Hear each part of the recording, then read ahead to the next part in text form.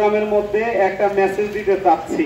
মেসেজটা হলো যে আমাদের এই 5 তারিখ দেশ স্বাধীন হওয়ার পর আমরা দেখলাম এক শ্রেণীর দুষ্কৃতিকারী তারা বিভিন্ন অপকর্মে লিপ্ত হয়েছেন, কিন্তু আমরা একটা শ্রেণীকে দেখতে পেলাম।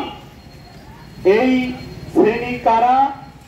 তারা হলো মন্দির পাহারা দেওয়ার জন্য খেয়ে না খেয়ে সময় দিয়েছেন, রাস্তার ট্রাফিক সিগন্যালের দায়িত্ব পালন করেছেন, হিন্দু ভাইদের বসবাস করা বাড়ির নিরাপত্তা দান করেছেন, অন্য অন্য ধর্মাবলম্বী ভাইদের ব্যবসা বাণিজ্য পাহারা দেওয়ার জন্য সারা রাত জেগেছিলেন।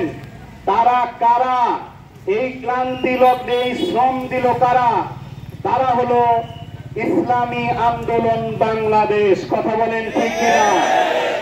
আমরা দেখেছি পুলিশের উপর যখন হামলা হচ্ছে তখন আলেম সমাজ ইসলামী আন্দোলন তাদের বুককে পেতে দিয়েছেন, নৈরাজ্য সৃষ্টি করতে দেন নাই।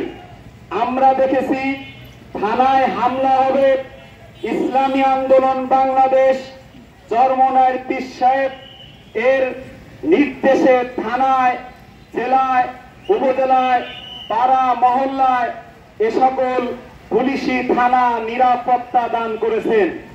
আমি প্রকৃতপক্ষে বলতে চাই, এই সকল দায়িত্ব পালন যারা করেছেন তারাই প্রকৃতপক্ষে স্বাধীনতার আনন্দ করেছেন। কথা বলেন ঠিক কিনা? কিন্তু স্বাধীনতার নামে যারা ব্যবসা বাণিজ্যের উপর হামলা করেছেন, বাড়িঘর ভাঙচুর করেছেন, যারা অগ্নি সংযোগ করেছেন, তারা প্রকৃত পক্ষে স্বাধীনতার পক্ষের লোক নয়।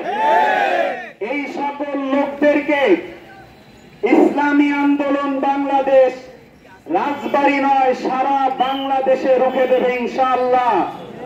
আমি রাজবাড়ীবাসীকে আশ্বস্ত করতে চাই, এখন থেকে রাজবাড়ী জেলায় কোন বাড়িতে, কোন ব্যবসা বাণিজ্যে, কোন হিন্দুদের দোকানপাটে, কোন বাড়িঘরে, কোন মন্দিরে, কোন গির্জায়, বিভিন্ন ধর্ম উপাসনালয় যদি হামলা হয়, যদি নৈরাজ্য হয়, যদি দুর্ঘটনা ঘটায়, যদি অগ্নিসংযোগ ঘটায়, ইসলামী আন্দোলন বাংলাদেশকে ডাক দিবেন, 1 মিনিটের মধ্যে তাদেরকে রুখে দেবে ইনশাআল্লাহ।